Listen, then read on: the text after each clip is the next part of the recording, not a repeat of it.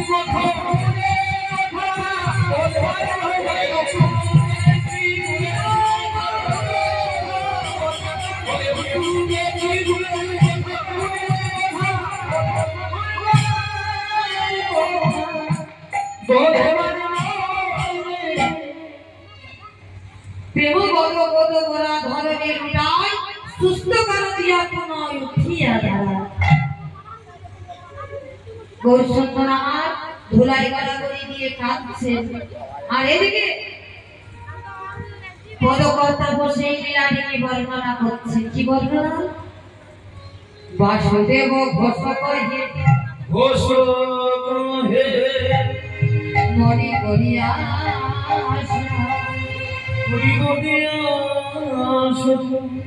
আর বাসুদেব ঘোষ করে না করি ভর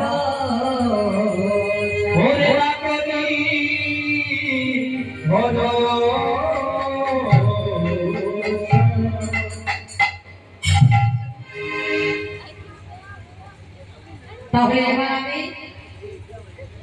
পালাগানের মাতৃস্থলে এবার আমি পালার করতে যাবো। তার কারণ গোলচন্দ্র থেকে আমি শাসন করা চলবে না, এবারে পালার করতে আমি আরম্ভ করবো। তাই বৃন্দাবন বিলাসিনী শ্যাম পরমের বরমিনী মহাভাব স্বরূপিণী শ্রীমতী রাধারানী আজ বিরল মন্দিরে বসে বসে কাঁদছে। যখন দেখছেন বিরল মন্দিরে বসে বসে কাঁদছে ললিতা বিশাখা সমস্ত সখীরা এসে রাধারানীকে জিজ্ঞাসা করছে, বলে আরে রায়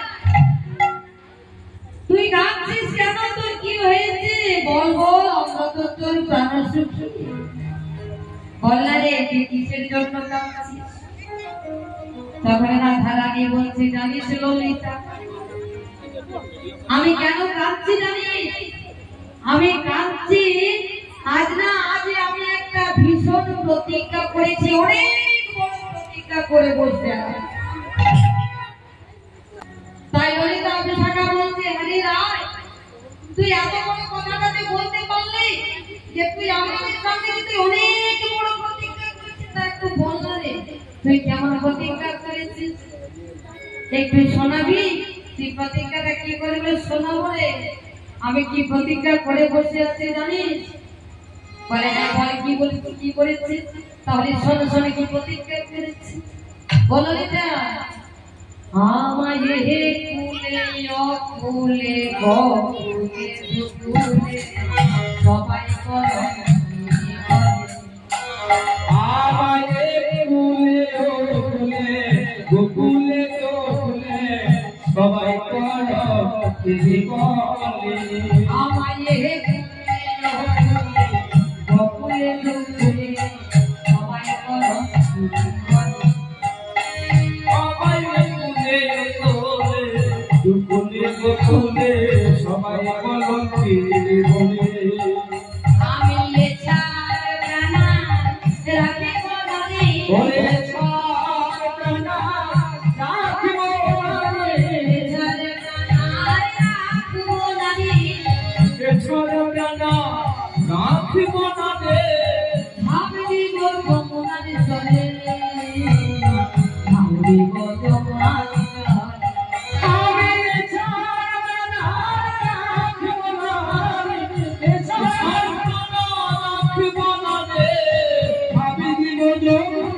জলে ভাবি গো যমুনার জলে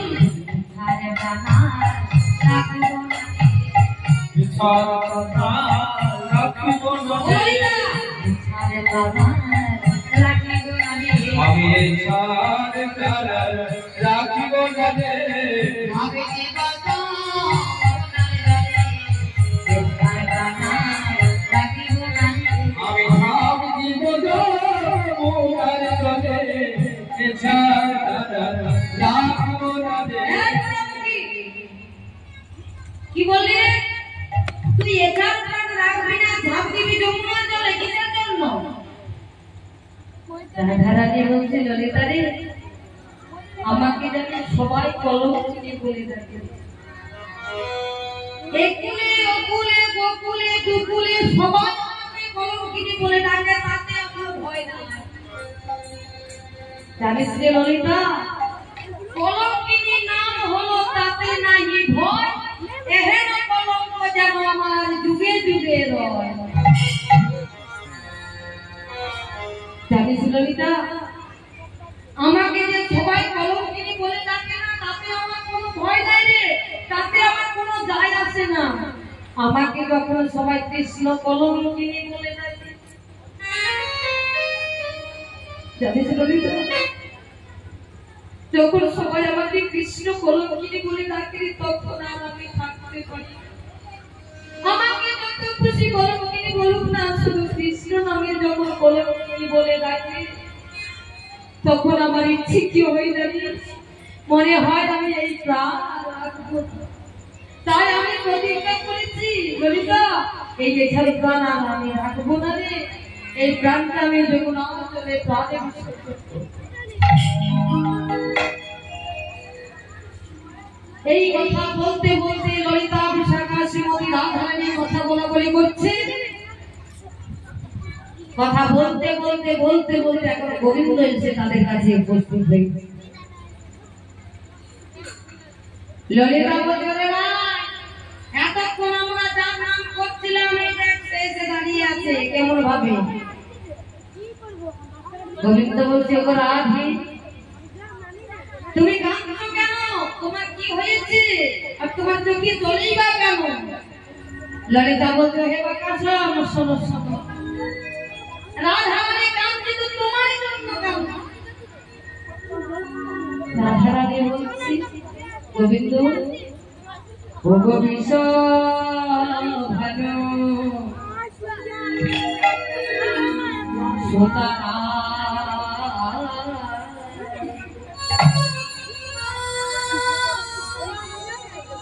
বিরল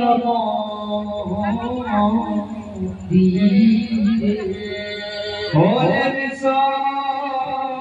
ভালো ওরে সুতা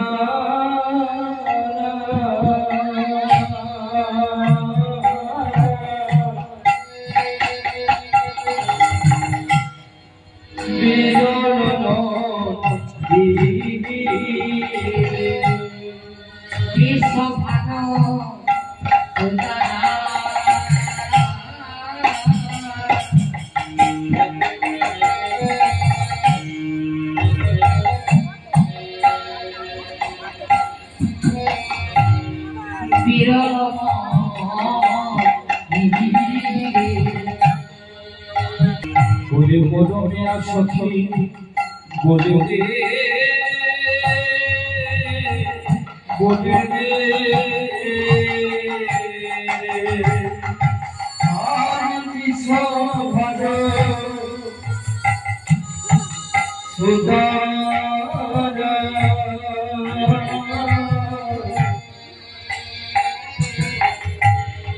বিরল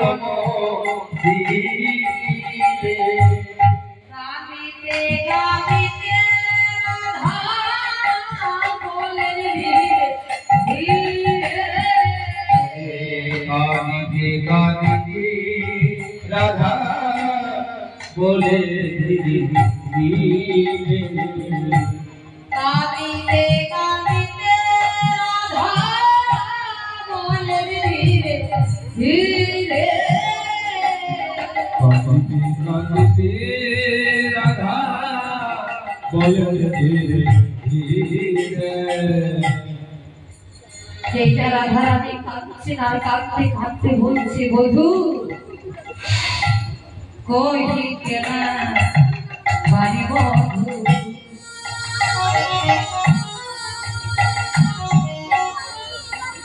আমারে কহনে না যা আর মোদিতে না পারো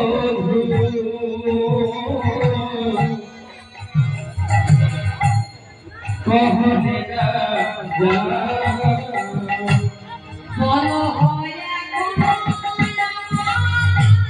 কি হবে আর বলো হয় আমার কি হবে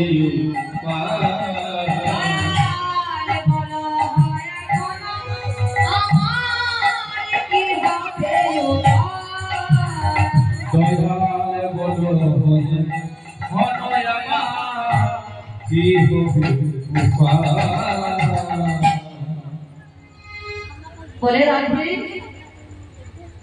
তুমি এই জন্য কাঁদছো বলে রাধে গো আমি আজকে তোমার কাছে কিসের জন্য এসেছি জানো আমি তোমার কলঙ্কাটাকে মোচন করার জন্য এসেছি বিরল মন্দির যেই না বলেছে কলঙ্কি মোচন করবার জন্য এসেছি তখন ললিতা বিশাখা বলবে হে বাকাশা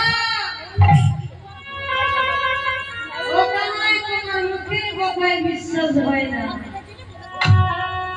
তোমাকে যদি বলতে হয় আমাদের সবারই সামনে তোমাকে প্রতিজ্ঞা করে বলতে হবে যে তুমি রাধারানীর কলঙ্ক মোচন করবে তাহলে হয়তো আমরা বিশ্বাস করব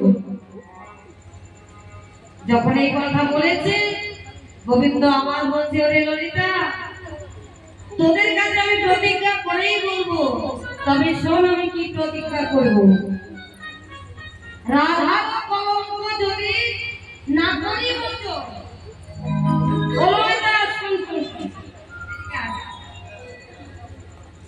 রাধার কলঙ্ক যদি না করি মোচন ব্রহ্মদেবের পাপ আমার হইবে এখন তখন ললিতা বলছে হে গানা তোমার প্রতিজ্ঞা করা হলো না হে বলে কেন হলো না বলি শোনো শোনো তুমি ওই প্রতিজ্ঞা করো না বলি শুনো বেটা তুমি অরতিকা করোনা বলি শুনো বেটা ওরে ব্রহ্ম দেবে বাকি তোমার ওরে বাবা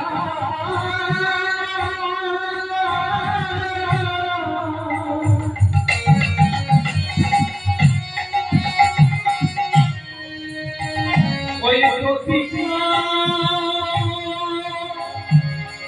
করোনা হে ব্রহ্ম দেবে বাকি তোমার বাকি আছে কানা বলি ওই প্রতিজ্ঞা করো বলি শুনো বেটা ভগবে ওই করোনা হে শোনো হে ও কানা তোমার ব্রহ্মপদের পাবে বাকি নাই বলো তোমার ব্রহ্মপদ হয়নি তাহলে ললিতা ব্রহ্মপদ আমার হয়ে গেছে তাহলে আমি আবার প্রতিজ্ঞা করব এর আধারে কলঙ্কটাকে মোচন করবার জন্য বলে কি প্রতিজ্ঞা করবে বলে কি করব জানো রাধার কলঙ্ক যদি ঘুচাইতে না পারি আর স্ত্রী মধ্যে পাপ এখনো হইবে আমারই ও কানাই তোমার স্ত্রী বোধের পাবে বাকি নাই বলো শিশুকালে কি স্ত্রী বোধ করনি পুতুনা কি বোধ করনি স্ত্রী বোধ হয়নি তারাই বলছে ললিতারে হয়ে গেছে তাহলে গোপন বলে বৎসাদর পর গোপন হয় নাই হয়ে গেছে তাহলে বিশ্বাসঘাতক বলে বিশ্বাসঘাতকেরও পাপ হয়ে গেছে তাহলে আমার সব পাপ হয়ে গেছে ললিতা তাহলে তোমার আর কলঙ্ক মোচন করা হবে না বলে না তোমার সব পাপ হয়েছে কিন্তু তুমি আর একটা এত বড় পাপ করেছো যে পাপের কথাটা বলতে আমাদের লজ্জা পাচ্ছে আমাদের মনে ঘৃণা আসছে যে তোমার কাছে এই পাপের কথাটা বলবো কেন রে ললিতা আমি এতগুলো পাপ করেছি সব কথা বলতে পারি এটা বলছি আমি অনেক বড় পাপ করেছি তা কি পাপ করেছি ললিতা বলছে হে গোবিন্দ তোমাকে আমরা কত আদর যত্ন করে কত ভালোবাসা দিয়ে তোমাকে নাম কি রেখেছিলাম জানো বলে কি নাম রেখেছিলে বলে তোমার নাম রেখেছিলাম মাধব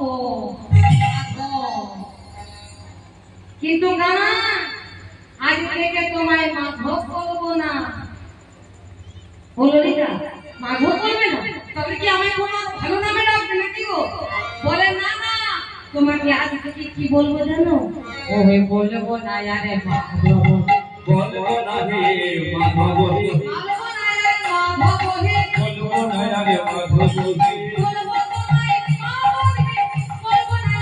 মাধব হে বলবো তোমায় মাধব হে বলবো তুমি মাধব কথাটা বুঝতে পারলেন কি বললো ললিতা বলছে তোমাকে আজ থেকে মাধব বলবো না আজ থেকে তোমাকে মা বলে ডাকবো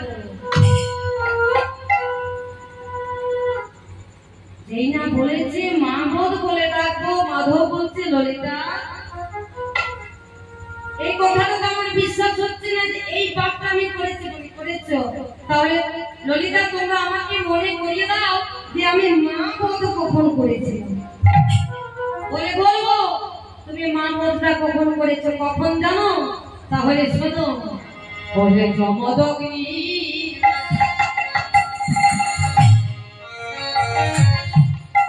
পুত্র দেবী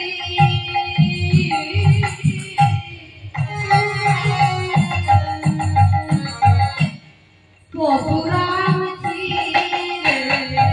ওরে জমনতি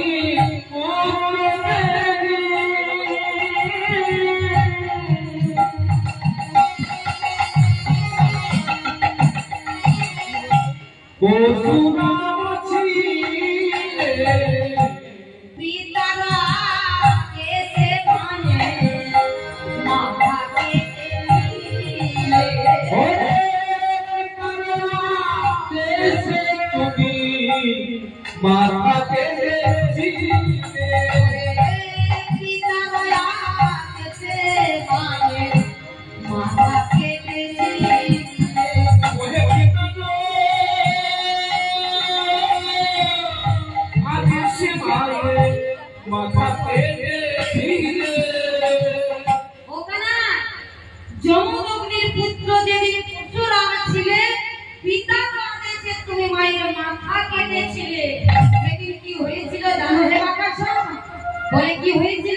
ললিতা বলছে শোনো কানাই সেদিন কি হয়েছিল ও সেদিন গেল টাঙি লেগে যে গেল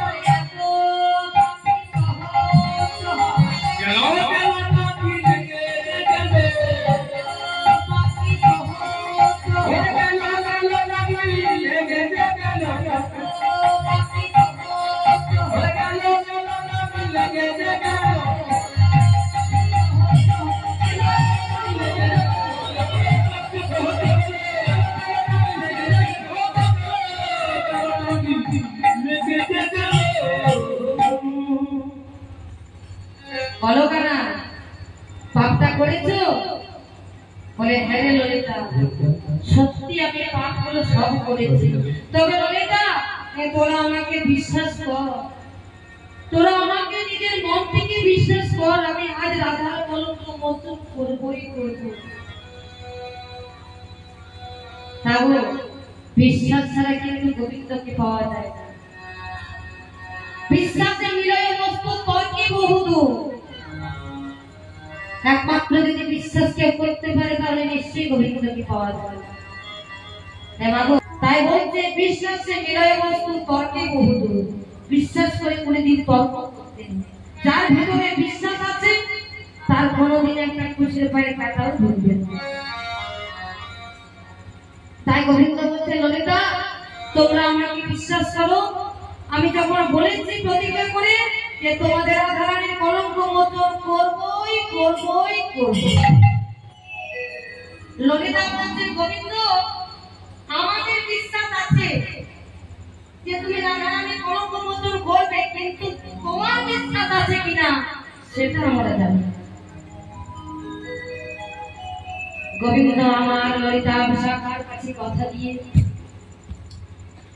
কাঁদতে কাঁদতে চলে যাচ্ছেন মায়ের কাছে অন্তর জল রাধার লাগিয়া মায়ের নিকটে যায় কাঁদিয়া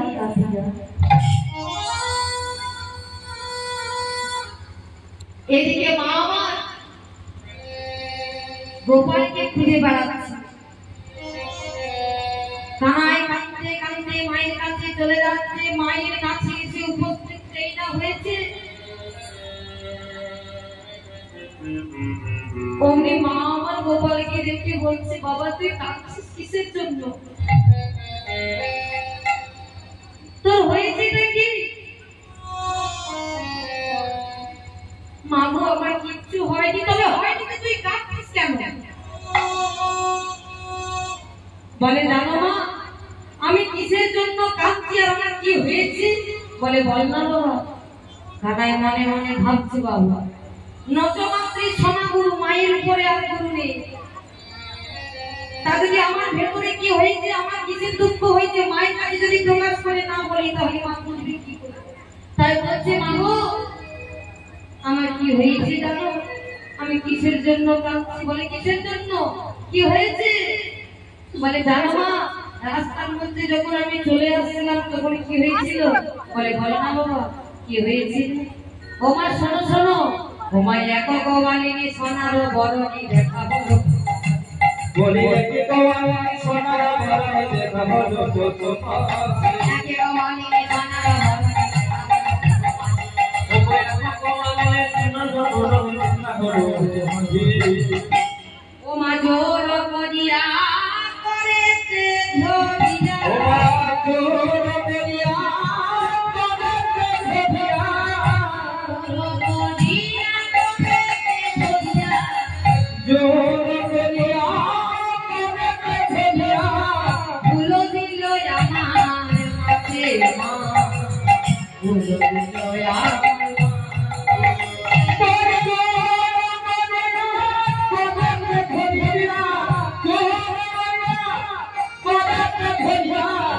ধুনু ধুনু মো মাকে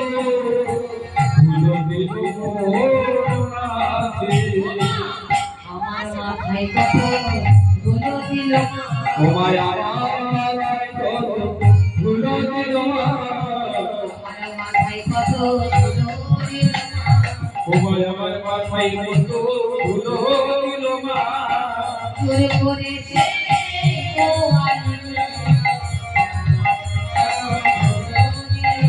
বলি সেই তো আমার মাথায় কত ধুলো দিল ও মা শুধু কি মাথাতে ধুলো দিয়েছে আমাকে কত কালো বলে গালিও দিয়েছে মা বলছে কাল এত বড় বুকের পাটা আমার গোপালকে কালো বলে গালি দেবে কালো আছে আমার আছে তাদের কি যায় আছে ও মা কানাই যে মায়ের কাছে যে কথাটা বললো তা সত্যি বললো না মিথ্যে বললো বলছে রে এক গোপালে যে সোনার বরণী দেখা হলো প্রথম মাঝে জোর করিয়া করেতে করিয়া ধুলো দিল মোর মাথা ধুলো দেওয়ার মানে হলো ওই যে রাধা রানীর কলঙ্কের জ্বালাটি নিজের মাথায় তুলে নিয়েছে না সেটা হলো ধুলো আর সবাই মিলে যত সখীরা ভৎসনা করেছে গালাগালি করেছে সে গালি দেওয়ার অর্থ হলো আর ধুলো দেওয়ার অর্থ হলো রাধা রানীর কলঙ্কের জ্বালাটি গোবিন্দ আমার নিজের মাথার মধ্যে তুলে দিল সেজন্য বলছে জানো মা আমার মাথায় কত ধুলো দিয়েছে মা তো আলো ভালো কোয়ালিটি মা আমার কিছু বুঝতে পারবে না মায়ের কাছে এই বলতে বলতে গোপাল কানাই মা অচৈতন্য হয়ে মায়ের কাছে ধুলার মধ্যে পড়ে গেল যেটা ধুলার মধ্যে পড়ে গেল যখন ধুলার মধ্যে পড়ে গেছে মা নন্দরানী সে গোপালের মুখে হাত বুলিয়ে বলছে বাবা গোপাল তুই তো এই এখনই ভালো ছিলি বাবা আমার সাথে কথা বলা বলি করছিলি আজ এখনই তোর কি হয়ে গেল ওরে রোহিণী দিদি দেখে যাও দিদি আমার গোপাল এখনই আমার সাথে কথা বলছিল হঠাৎ অচৈতন্য হয়ে পড়ে গেল জানেন মা রোহিণী দিদি সব জানে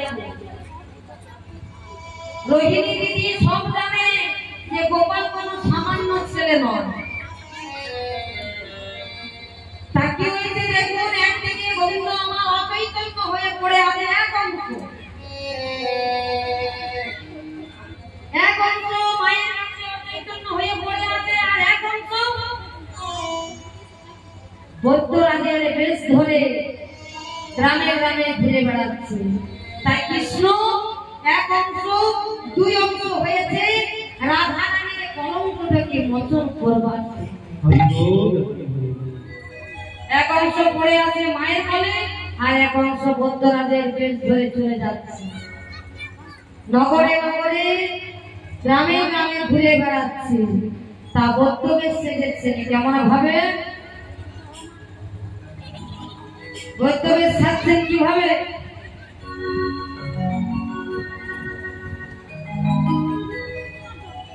তা বৌদ্ধ বেশ সাজছে ও কি বা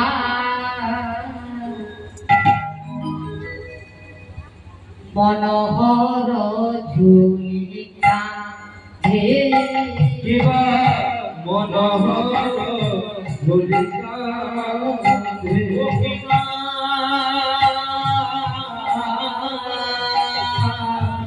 মনোহর ঝুলিকা হে মনোহর ঝুলিকা হে কিবা মনোহর ঝুলিকা হে তাহারো ভিতর শিকর বাকর ওরে তাহারো ভিতরে শিকর বাকর তাহারো ভিতরে শিকর বাকর মকর করিয়া ও মনোহর ঝুলিকা হে ওরে তাহারো ভিতরে শিকর বাকর তাহারো ভিতরে শিকর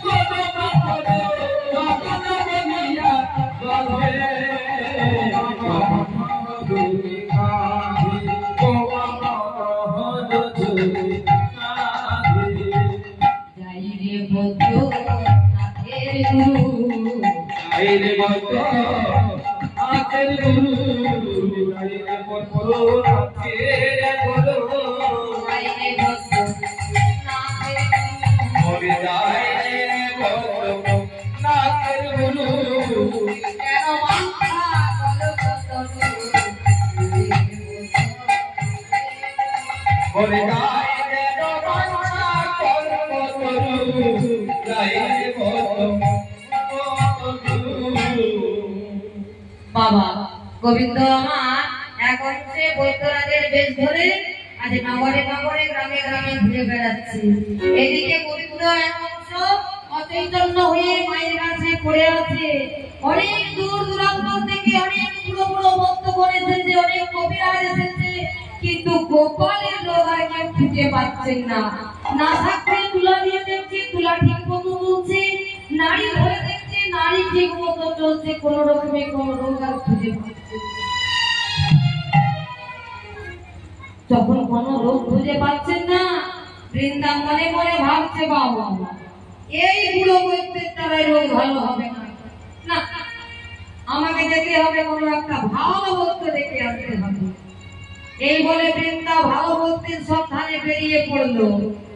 আর এদিকে গোবিন্দ আমার এখন তো বৈদ্যরাজের বেশ ধরে ঘুরতে ঘুরতে চলে আসছে।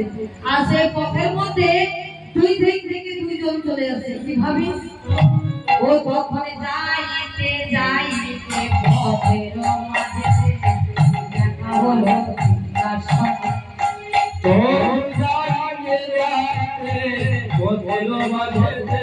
দেখা হলো যাইতে যাইতে পথের মাঝে দেখা হলো বৃন্দার সাথে। ওরে কোথায় ভবন নবীর শোভন, ওরে কোথায় ভবন নবীর শোভন, কোথায় ভবন নবীর শোভন, কোথায় ভবন নবীর শোভন, কেন বৃন্দাবনে বনে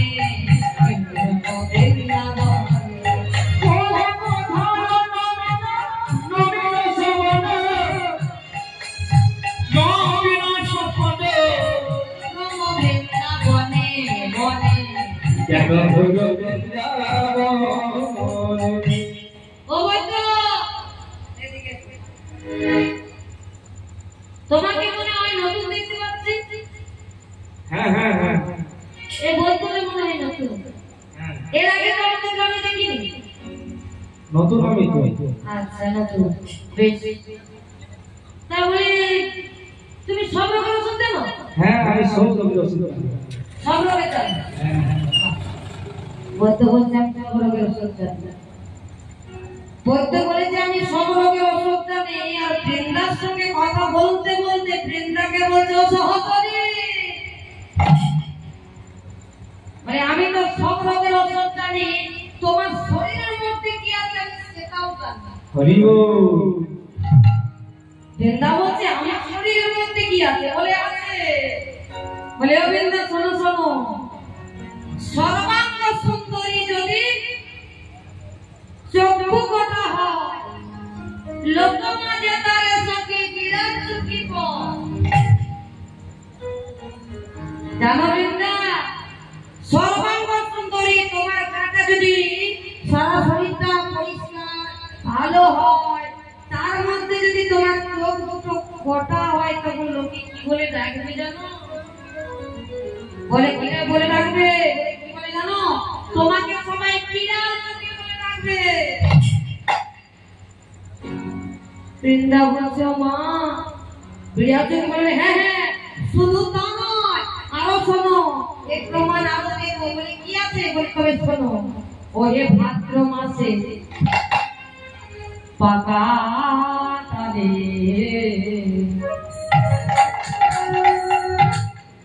ওকে সবাই করে পিঠা। ওরে ভাদ্র মাসে ওরে পাকা তালে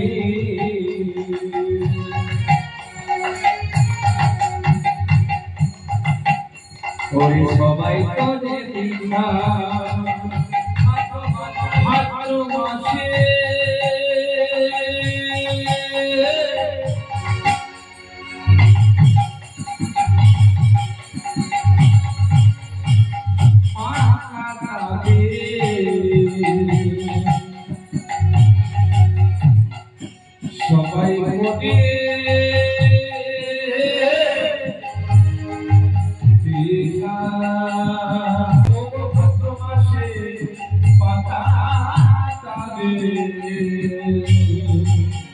সবাই করে পিঠা কথাটা কি বললো গো? বলছে ভাদ্র মাসে পাকা তালের সবাই করে পিঠা। আবার কি বলছে?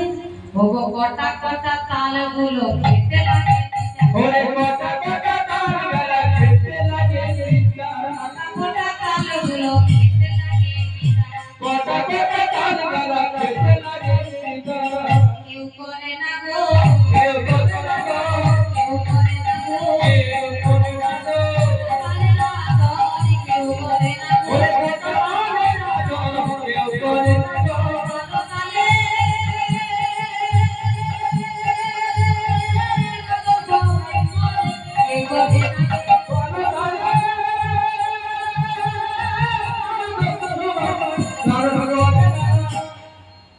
কটা তালের লাগে কত কেউ করে না গো।